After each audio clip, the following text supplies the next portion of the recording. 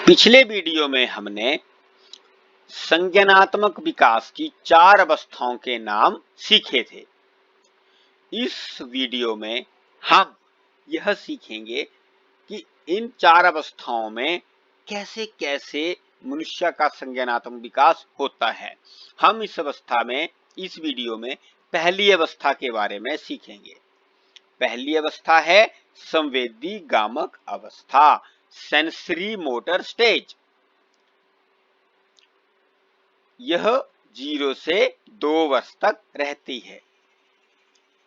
यह मानसिक विकास की पहली अवस्था है जो जन्म से प्रारंभ हो जाती है और लगभग 2 वर्ष तक चलती है। इस अवस्था में बालक इंद्रियों के माध्यम से अपना अनुकूलन करता है। इंद्रियों से बाहर की दुनिया का उस बच्चे के लिए कोई अस्तित्व नहीं है, परंतु लगभग 20 महीने बाद उसमें वस्तु स्थायित्व बनने लगता है। वो वस्तुओं को जानने लगता है, वस्तु स्थायित्व उसे कहते हैं। जैसे मैंने आपको एक वीडियो में बताया था कि बच्चा जानता है कि ये कुत्ता है और ये बिल्ली है, उसको बोलते हैं हम वस्तु स्थायित्व। वो स्टेज जब आ जाती है, इक्विलिब्रियम की स्टेज जब आ जाती है, उसे हम वस्तु स्थायित्व कहते हैं। पियाजे का मानना था कि इस अवस्था में बालक का नैतिक विकास नहीं हो पाता, इसलिए इसे स्वार्थ की अवस्था भी कहते हैं। बच्चा नैतिक इस अवस्था में नहीं होता। इस अवस्था में बालक केवल अपनी संवेदनाओं और शारीरिक क्रियाओं की सहायता से ज्ञान अर्जित करता है। बच्चा जब जन्म लेता है तो उसके भीतर सहज क्रियाएं होती हैं। इन सहज क्रियाओं और ज्ञानेंद्रियों की सहायता से बच्चा वस्तुओं, ध्वनियों, स्पर्श, रसों व गंधों का अनुभव प्राप्त करता है और इन अनुभवों की पुनरावृत्ति के कारण वातावरण में उपस्थित उद्दीपकों की कुछ विशेषताओं से परिचित होता है। तो इस अवस्था में बच्चा कैसे सीखता है? इंद्रियों से सीखता है, इसलिए इसे संवेदी गामक या सेंसरी मोटर स्टेज कहते हैं। सेंसेस का यूज करके सीखता है। तो मैंने आपको बताया कि बच्चा जब जन्म लेता है तो उसके अंदर सहज क्रियाएं होती हैं। सहज क्रियाएं ऐसी क्रियाएं जो अपने आप ही होती रहती हैं और इन सहज क्रियाओं और ज्ञानेंद्रियों के सहायता से बच्चा वस्तुओं को जानता है, ध्वनियों को, आवाज को जानता है, स्पर्श को जानता है, उनका अनुभव करता है, गंध का अनुभव करता है और देखता है। जैसे उसे पता लगता है कि ये स्पर्श मेरी माँ का स्पर्श है, ये स्पर्श मेरी माँ से किसी भिन्न व्यक्ति का स्पर्श है, तो बच्चा जान लेता है और इन अनुभवों की पुनरावृत्ति के कारण वातावरण में स्थित उद्दीपकों की कुछ विशेषताओं से परिचित हो जाता है। जैसे एक मीठी आवाज और एक कर्कश आवाज, इन दोनों आवाजों में बच्चे को पता चल जाता है। जैसे धीरे धीरे वाली आवाज है वो बच्चे को अधिक मधुर लगती है और एकदम जोर से बच्चे के कान में आवाज आ जाए तो बच्चा एकदम से परेशान हो जाता है, रो देता है बच्चा, तो वो उसे अप्रिय ध्वनि लगती है। तो इन सभी का ज्ञान बच्चे कैसे कर रहे हैं? इंद्रियों के माध्यम से कर रहे हैं, इसीलिए इसे सेंसरी मोटर स्टेज कहा जाता है। इसमें क्या होता है, एक नया ज्ञान बच्चा करता है, क्योंकि बच्चा तो पहले शून्य है, उसे हमने ज्ञान वातावरण से देना है, बच्चे ने सीखना है। तो नया ज्ञान हमने प्रदान किया और उसमें क्या हुआ, उपस्थित ज्ञान संरचना जो उसके दिमाग में थी, स्कीमास, जिसको हम स्कीमास कहते हैं। स्कीमास एक कंप्यूटर की मेमोरी की तरह होती है, जैसे फोन की मेमोरी होती है, रैम होती है, वो स्कीमा है। उसमें कुछ है पहले और कुछ हमने उसको प्रदान कर दिया। फिर उसके बाद बच्चे ने क्या किया, ज्ञान में वृद्धि हो गई। जब हमने उसको ज्ञान प्रदान कर दिया तो उसके ज्ञान में वृद्धि हो गई। और कैसे उस ज्ञान की वृद्धि को किया? आत्मसात्करण करके किया। उसने उस ज्ञान को आत्मसात कर लिया अपने आप में, और फिर जब नया ज्ञान दिया तो उसके व्यवहार में परिवर्तन आ गया। जब आत्मसात्करण हो गया तो उसके व्यवहार में चेंजेस आ गई, मॉडिफाई, उसने लर्न कर लिया, उसने सीख लिया। फिर और उपस्थित ज्ञान संरचना में, उस स्कीमा में क्या हुआ? नई जानकारी या नया अनुभव हो गया, एक नया एक्सपीरियंस मिल गया बच्चे को। जैसे मैंने आपको कुत्ते और बिल्ली का एक्सपीरियंस दिया था, आपको समझाया था मैंने कि किस प्रकार बच्चा डिसइक्विलिब्रियम स्टेज से इक्विलिब्रियम स्टेज में जाता है। तो वो क्या है? वो नया ज्ञान उसे मिला। जब नया ज्ञान मिला तो उसने जब उसको आत्मसात्करण कर लिया तो उसके ज्ञान में वृद्धि हो गई। और जब ज्ञान में वृद्धि हो गई, उसके व्यवहार में जब वो ज्ञान आ गया तो उसके व्यवहार में वो परिवर्तन हो गया। जब परिवर्तन आ गया तो उसकी स्कीमाज में उस नई जानकारी और नया अनुभव जुड़ गया है। तो इस प्रकार इस अवस्था में बच्चा ज्ञान को प्राप्त करता है, कैसे व्यवहार में परिवर्तन लाता है। समंजन कैसे लाता है? समंजन की प्रक्रिया द्वारा। उन्होंने इस अवस्था को 6 उप अवस्थाओं में बांटा है। इस अवस्था की 6 उप अवस्थाएं और हैं। कौन कौन सी हैं? आइए जानें। पहली उप अवस्था सब stages of sensory motor stage. ये है पहली उप अवस्था, 0 से 1 महीना। रिफ्लेक्स मूवमेंट्स, सहज क्रियाओं की अवस्था। इसमें बच्चा सहज क्रियाएं करता है। कैसे सहज क्रियाएं करता है? मूवमेंट्स देखता है, सुनता है, अनुभव करता है। तो यह अवस्था 0 से लेकर 1 महीने तक रहती है। 1 महीने तक बच्चा इस अवस्था में रहता है, जिसे हम क्या कहते हैं? रिफ्लेक्स मूवमेंट्स, सहज क्रियाओं की अवस्था। इसमें बच्चा बहुत सारे एक्शंस करता है। एक्शंस करता है, स्तनपान करता है, कुछ पकड़ने का प्रयत्न करता है, और ओरिएंट करता है, स्थिति का निर्धारण करता है। ये दिन है, ये रात है, अंधेरा है, उजाला है, बच्चे को ये पता चलता है। तो इन सहज क्रियाओं की अवस्था में बच्चा अपने दिमाग में, कॉग्निशन में कैसे कैसे इन अनुभवों को जोड़ता है। तो वो अवस्था है ये पहली अवस्था। फिर दूसरी अवस्था, उसे हम बोलते हैं प्राइमरी सर्कुलर रिएक्शंस, प्रमुख वृत्तीय अनुक्रियाओं की अवस्था। ये रहती है 1 से 4 महीने तक। तो कैसी प्रमुख वृत्तीय अनुक्रियाएं?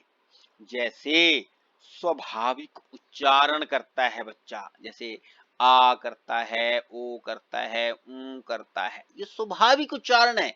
बच्चे को हमने सिखाया नहीं, ये स्वाभाविक उच्चारण है।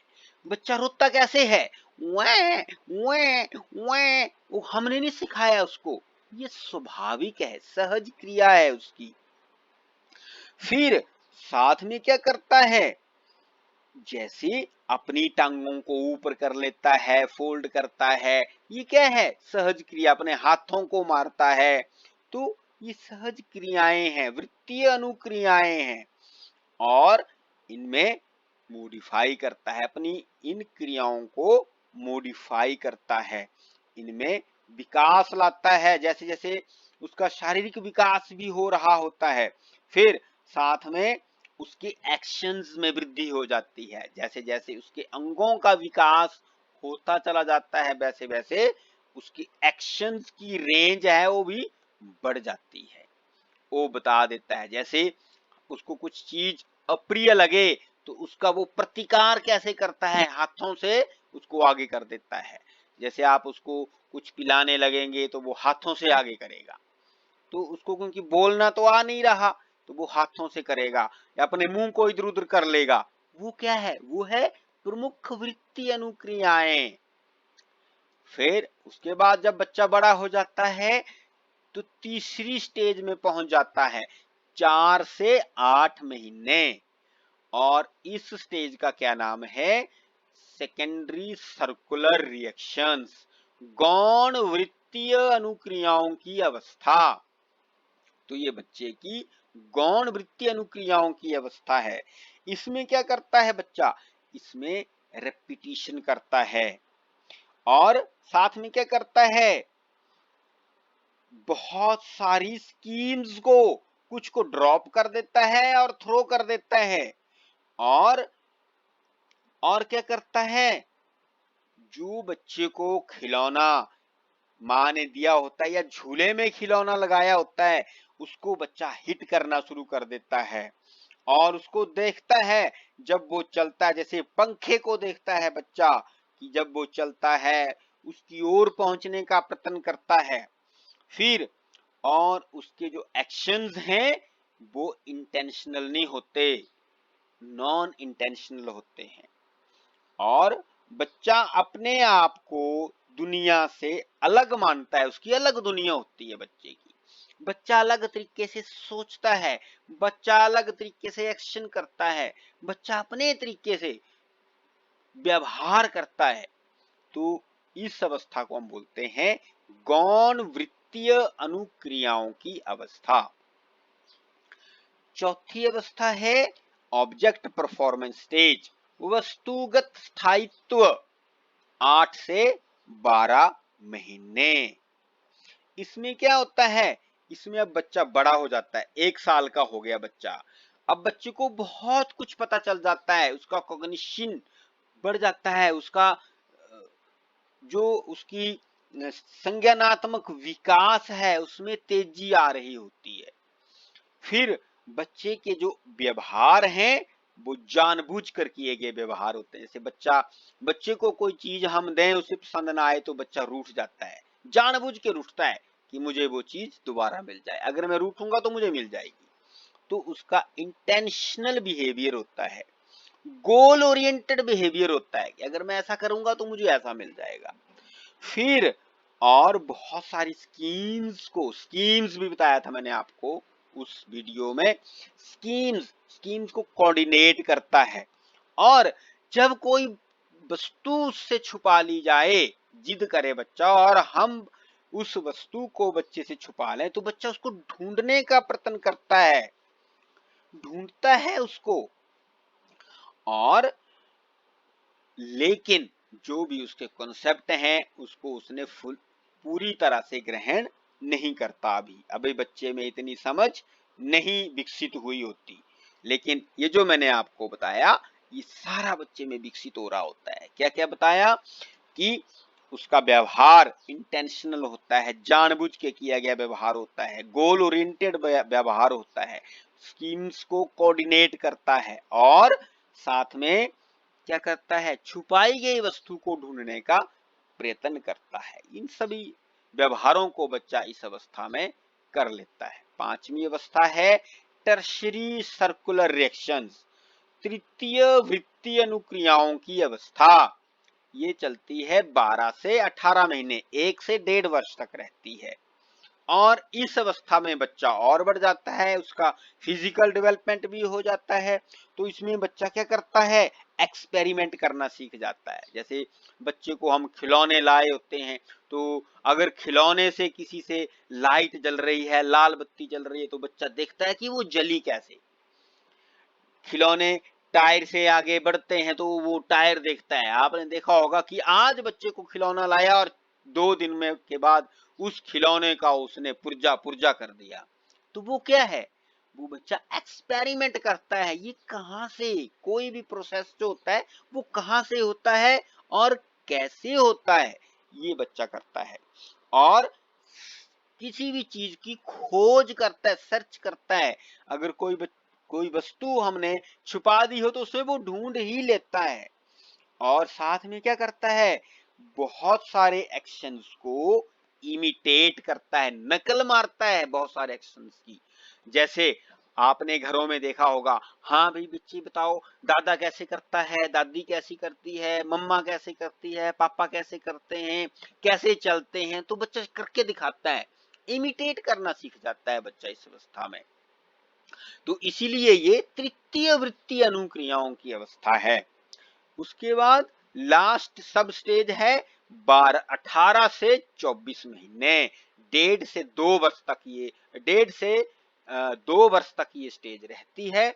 और उसको हम बोलते हैं डेफर्ड इमिटेशन, आस्थगित नकल, इस अवस्था का नाम है। इसमें बच्चा बहुत सारी वस्तुओं को माइंड में याद करना सीख जाता है, उसे याद रहता है। जैसे किसी ने उसे सताया हो तो उसे याद रहता है, अगर वो घर में आ जाए तो वो उसकी प्रेजेंस से खुश नहीं रहता। फिर इस अवस्था में बच्चा परफॉर्मेंस प्रॉब्लम्स, जैसे कोई प्रॉब्लम है, जैसे कुछ खिलौना है वो टूट गया तो उसको बच्चा जोड़ना सीख जाता है। इसमें बच्चा परफॉर्मेंस एक्टिविटी सीख जाता है। और क्या करता है बच्चा, विश्वास करने लगता है। जैसे हमने बच्चों को कोई चीज बताई कि देखो इस कमरे में अंधेरा है, डर लगता है, इसमें इसमें ऐसा हो जाएगा, वहां से सांप निकलेगा, वहां मत जाना, हम चाहते हैं वहां बच्चा ना जाए, तो बच्चा विश्वास करता है कि वाकई ऐसा होता होगा। फिर ऐसा है कि उसने पापा की कुछ चीज ले ली, देखो पापा नाराज हो जाएंगे, पापा को अच्छा नहीं लगेगा, पापा को ऐसा हो जाएगा, तो बच्चा उसके ऊपर विश्वास कर लेता है, विश्वास करता है बच्चा। और साथ में बच्चे को खेलना बहुत ज्यादा पसंद हो जाता है। इस अवस्था में बच्चा बहुत सारे खेल खेलना सीख जाता है। और मानसिक सहयोग द्वारा नए नए साधनों के खोज की अवस्था है ये। और imitation of a model observed sometime in the past, बहुत जो भी उसने अपनी मेमोरी में रखा है उस मॉडल को इमिटेट करता है, उस व्यवहार को वो दोबारा दोबारा करना चाहता है, जो उसे पसंद हो या उसे बहुत ज्यादा अप्रिय लगे, उसको वो बताता है कि ऐसा ऐसा है। पापा कैसे डांटते हैं तो उसको डांट अच्छी नहीं लगती, लेकिन जो डांटने की नकल है वो बच्चा अच्छे से कर लेता है, अच्छे से बताता है। तो ये सभी संज्ञानात्मक क्रियाएं बच्चा इस अवस्था में करता है। ये कौन सी अवस्था है, ये पहली अवस्था है, सेंसरी मोटर स्टेज। और ये 6 जो मैंने आपको बताई, ये इस सेंसरी मोटर स्टेज की 6 उप अवस्थाएं हैं। इस अवस्था को 6 उप अवस्थाओं में जीन पियाजे ने बांटा है। धन्यवाद।